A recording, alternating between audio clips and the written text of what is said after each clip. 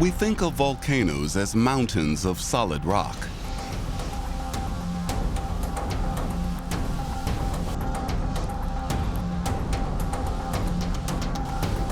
Deep beneath, rock is so hot and pressurized that it bursts violently out as lava.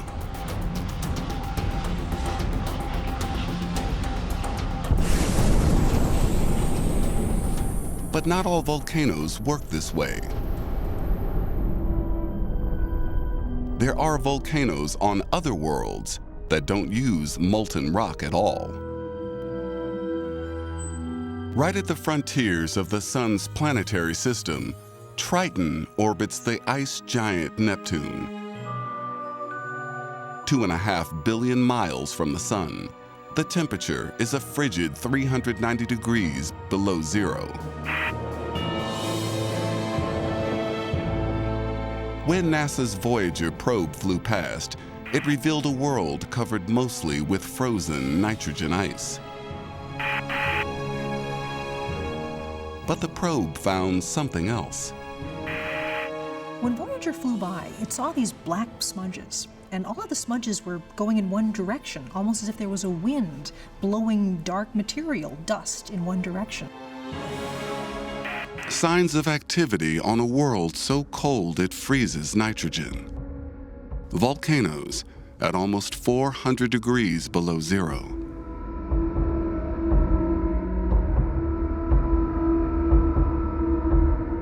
Forget molten rock. Triton spews out a mixture of nitrogen and moon dust.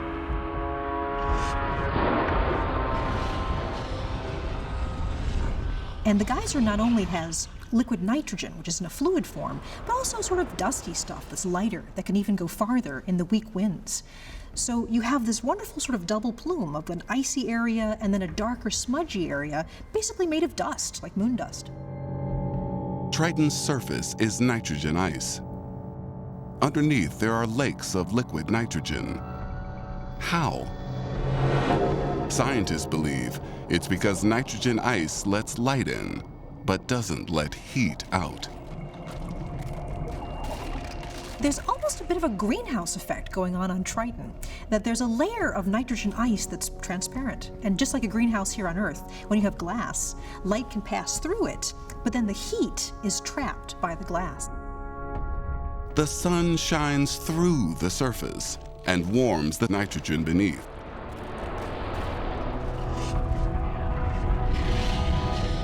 Just a few degrees is all it takes to turn nitrogen ice into gas.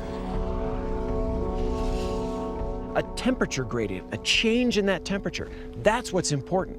And that's enough to melt the nitrogen underneath the surface on Triton and have it burst through as a geyser.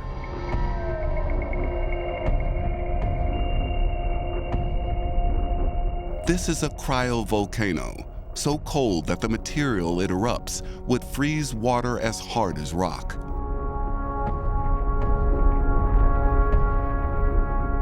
The solar system is more active than we ever imagined.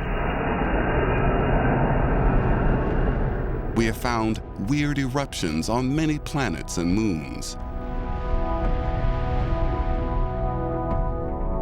But so far, the only world where volcanoes are linked to life is ours. Or so we thought.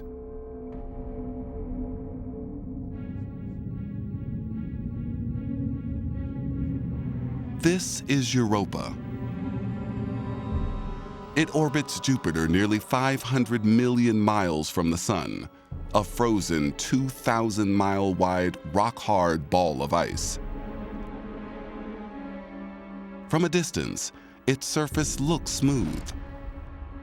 Up close, it's a different story.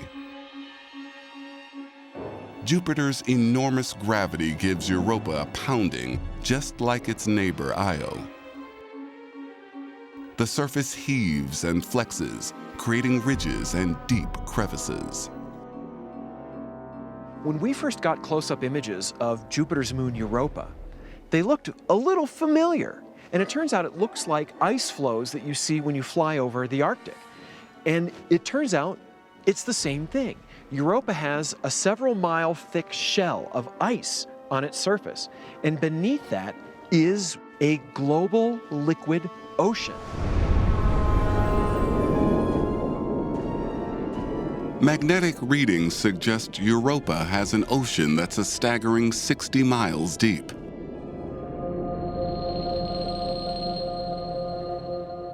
Jupiter's gravitational pounding heats the rocky core and melts the ice above. It's not unreasonable to think that as the core is being stretched by tides and heated up, possibly even molten, there's some boundary between a hot core and a liquid water ocean.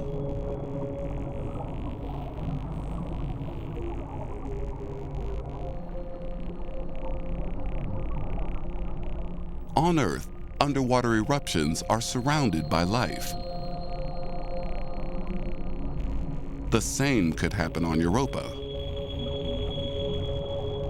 Here, the darkness is total. The pressure, a crushing 2,000 Earth atmospheres. A brutal world, but perhaps a cradle for life. If life got off the ground here on Earth, why not on Europa? All the ingredients are there: an energy source, volcanic activity, a universal solvent, liquid water, a rich hydrocarbon chemistry. We have this mixing bowl of ingredients that happened on the Earth 3.5 billion years ago, and we have similar conditions on Europa. So some people are saying, if it happened here, why not there? Life on Europa would be hard, but not impossible. On Earth, there is life at every extreme. Searing heat, crushing pressure, total darkness. Alien life on Europa might look surprisingly similar. If life exists under the ice cover of Europa, they would be aquatic, but without eyes, because there's no light to speak of. They would probably use sonar in order to make sense of their surroundings. Organisms that literally feed off the energy from the volcano. On Europa, volcanoes could be the source of new life. It's even possible that Europa is normal, that this is how worlds with life generally are. Earth could be the exception. Think of it, Europa could be a template for billions of moons out there that have liquid oceans on them. So all of a sudden, our horizons have expanded several billion times by looking at the moons of Jupiter. What a shock.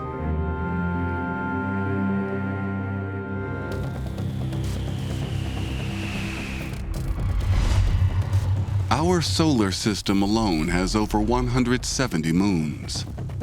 Multiply that across the universe, and that's a lot of places where life might take hold. All it takes is liquid water and a source of energy. Potentially, volcanoes provide both. And they are everywhere.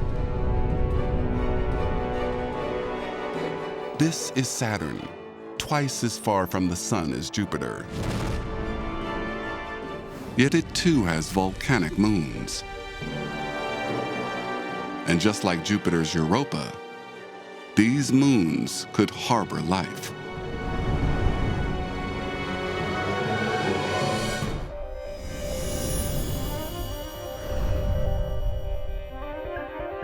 This is one of the strangest worlds in our solar system, Saturn. A ring system 600,000 miles wide, an amazing 62 moons, and one with a secret. Enceladus is one of Saturn's smaller, more distant moons, and it's been known for a long time that it's covered in ice because it's very bright, very reflective. But when the Cassini spacecraft went there, it discovered something amazing. The Cassini probe revealed something incredible, not on the planet itself, but on Enceladus.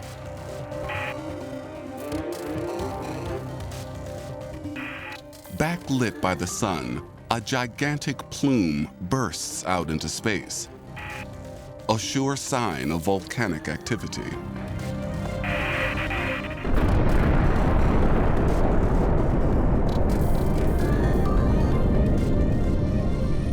It was an amazing discovery, and it helped answer a question that has puzzled scientists for decades: the mystery of Saturn's E-ring.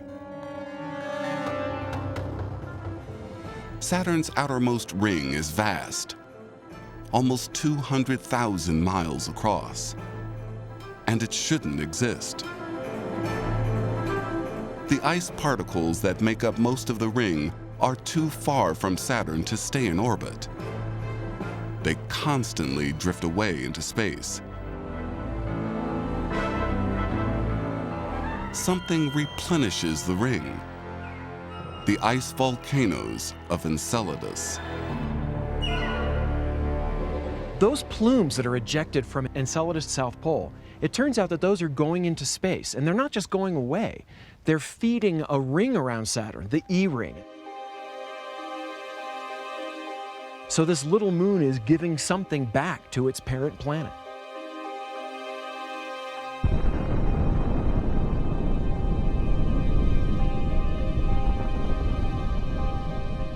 Water blasts from Enceladus' volcanoes, hits the vacuum of space, and instantly freezes into tiny ice crystals, creating the vast E-ring. One mystery solved. Another replaces it. What creates the volcanic plumes? Cassini's cameras zoom in on the moon's south pole and capture these huge chasms scarring the surface. There are these wonderfully huge cracks at the south pole of Enceladus. And as Enceladus goes around Saturn, these cracks open and shut as the tides go by. Now, these cracks are huge. They're hundreds of miles long. And when they begin to open, you would have this big crevasse opening at maybe 100 miles an hour down the length of that. It'd be incredibly spectacular. Huge gravitational forces crack the surface open and closed at enormous speeds. Like Europa and Io's orbits round Jupiter, Enceladus' orbit round Saturn is elliptical. This helps generate the heat to melt ice and create oceans of water beneath the surface. The conditions of the water underneath Enceladus' surface are absolutely perfect for life. It's the right temperature, it'd be a good pressure for life. Liquid water would be just like seawater here on Earth. And the chemistry of the water we see shooting out of these vents suggests that it is very similar. There's salt, there's organic material in it as well. So we have identified a place in the solar system where there very well may be life right now.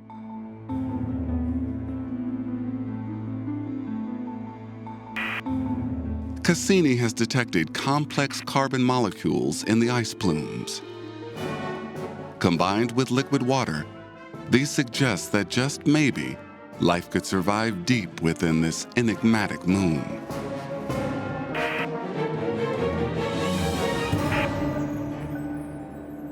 Enceladus may not be alone. Another of Saturn's moons might also harbor life: Triton, one of the largest moons in our solar system. The only moon with a thick atmosphere. A frozen world, ice as hard as rock, lakes of liquid methane. Yet here too, we might find evidence of volcanoes and the tantalizing prospect of alien life.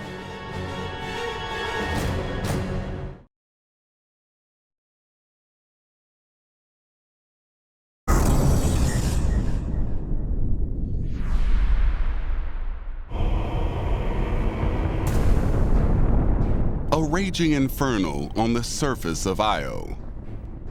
Eruptions of ice and nitrogen on Triton. Volcanoes are one of the most destructive forces in our universe.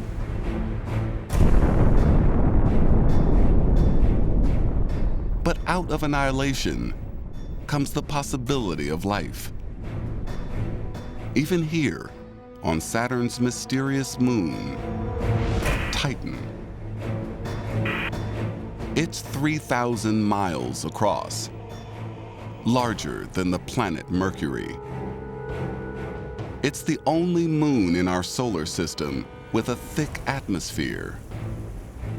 There is weather here, storms, winds, rain, even lakes, all so cold that liquid methane takes the place of water. And it's loaded with chemicals that life needs to survive. Titan has turned out to be absolutely one of the most interesting places in the solar system. It's an active world. It's the only moon with a thick atmosphere, an atmosphere very much like Earth because it's mostly nitrogen, and it turns out an atmosphere loaded with organic molecules. Methane gas high in Titan's atmosphere reacts with sunlight and creates the kind of chemicals life depends on. But if sunlight converts methane into organics continuously, why doesn't the methane run out? The atmosphere is full of methane, and yet we know methane is being destroyed by sunlight on a short time scale, so it shouldn't be there. There needs to be a source of methane. Something on Titan pumps out a continuous supply of methane. Cassini has detected what looks like a crater. Its interior is as deep as the Grand Canyon. Infrared cameras reveal different types of materials surrounding the crater. Scientists believe the green areas could be volcanic, perhaps plains of lava ejected from Titan's interior. If it exists, lava, Titan style, is a super chilled, icy slush. But compared to the rest of Titan, even ice slush is scalding hot. On Titan, the hot liquids spewing from volcanoes might be ammonia or water. Normally those are frozen solid on the surface, but if they're heated beneath the surface somehow, they could erupt out. On Titan, what comes out of volcanoes is methane and ethane. And that's probably the reason why we have this very thick cloud cover, this orange haze around Titan. This haze probably came from outgassing from the volcanoes of Titan. Even for volcanoes on a world as cold as Titan, you need heat. That's what turns ice into liquid and generates eruptions. On Titan, that heat has two sources. Radioactive materials warm the interior. And Saturn's huge gravity massages the moon, just like Enceladus.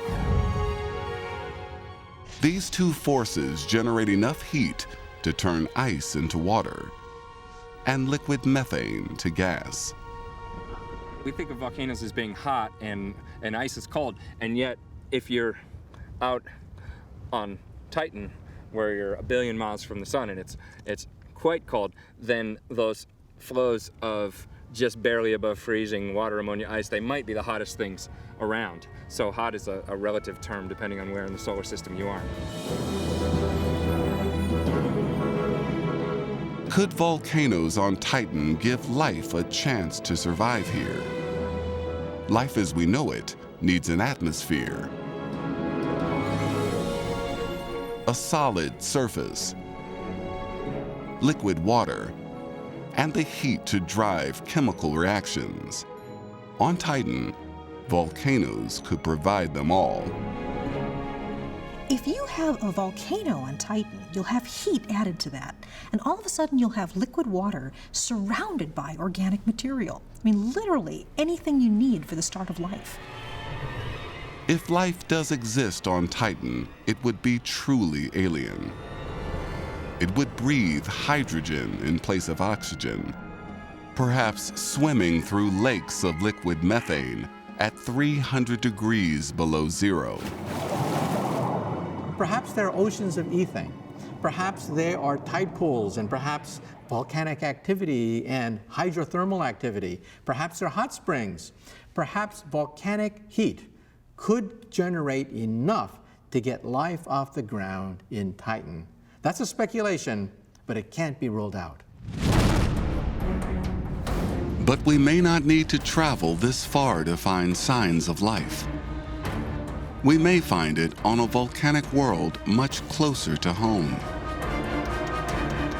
The red planet, Mars.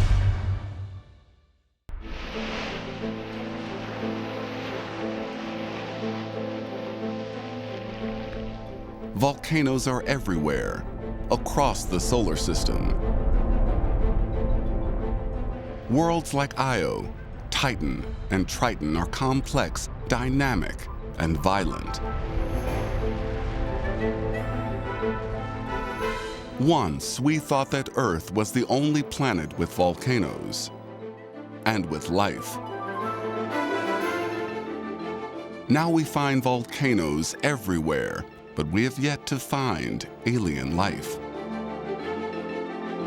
Volcanoes embody the sheer power of creation and destruction, and they go hand in hand.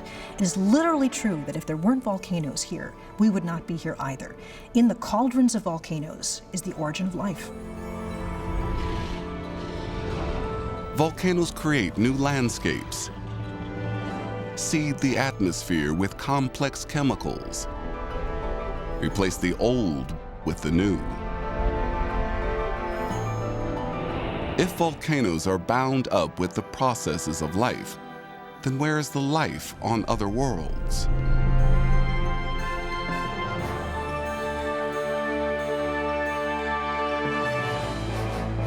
Perhaps the answer originates in deep time when the solar system was young. On a young planet, much like our own. This is Mars. 3 billion years ago, it had active volcanoes. One still remains the largest volcano in the solar system. The cliffs leading to it are over 6 miles high. Mount Everest would sit comfortably in their shadow. And those are just the foothills. This is the awe-inspiring Olympus Mons. It covers an area the size of Arizona. Its crater alone is 53 miles wide. A Goliath like this takes millions of years to build, time that volcanoes here on Earth never get.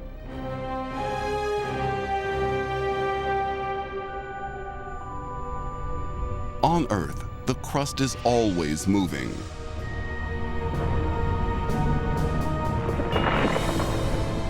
Deep below, a single hotspot pushes magma through the surface, building a new volcanic island.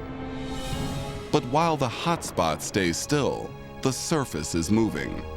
The new island moves away from the hotspot, and a new volcanic island takes its place. Mars is different. The crust is locked solid. On Mars, there's just none of that tectonic activity. The crust is one big solid plate, and so if there's a hot spot, it just sits there and builds and builds and builds, and you get a bigger and bigger and bigger volcano. And that's why Olympus Mons is so huge.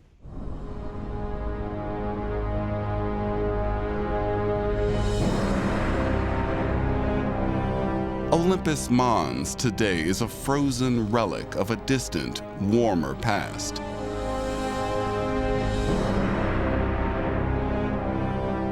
Mars's shrunken atmosphere means that Olympus now reaches almost into space. A true colossus, an extinct volcano on a dying world.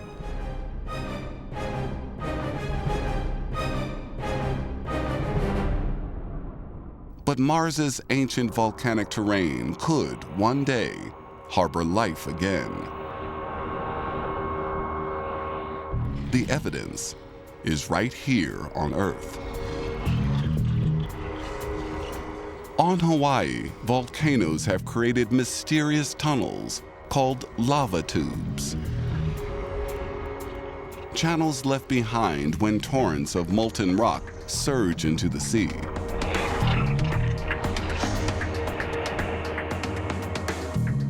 But some are now empty, and that offers us an opportunity. Lava tubes are formed when you have an underground river of hot basaltic lava, 2,000-degree magma, molten rock. And picture it like a frozen river of water with the ice crust forming on the top. It's the same thing, only here the crust is solid rock, and the river keeps flowing underneath and makes this cave, this lava tube. Extraordinary recent images suggest Mars's volcanoes also may have created lava tubes. Any planet with basaltic volcanism, any rocky planet, will probably have lava tubes.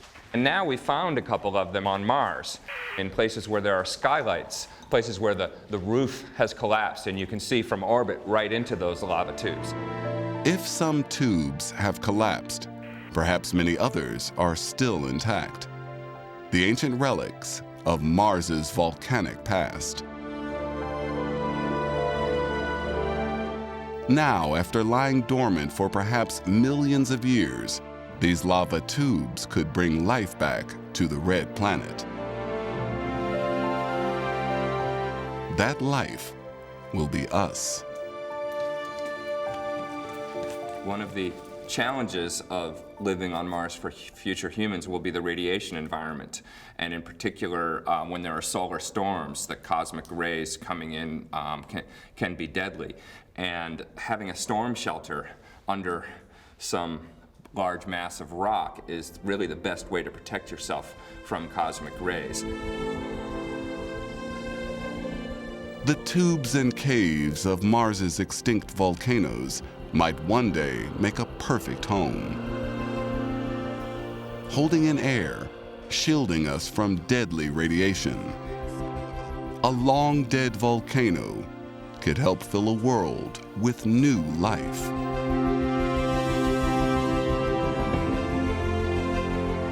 Volcanoes can destroy, but they can also create. From the superheated vents of Europa's 60-mile deep ocean, to the water volcanoes of Triton and the rock volcanoes of Earth, vast geologic processes shape our worlds, our imaginations, and perhaps the very stuff of life.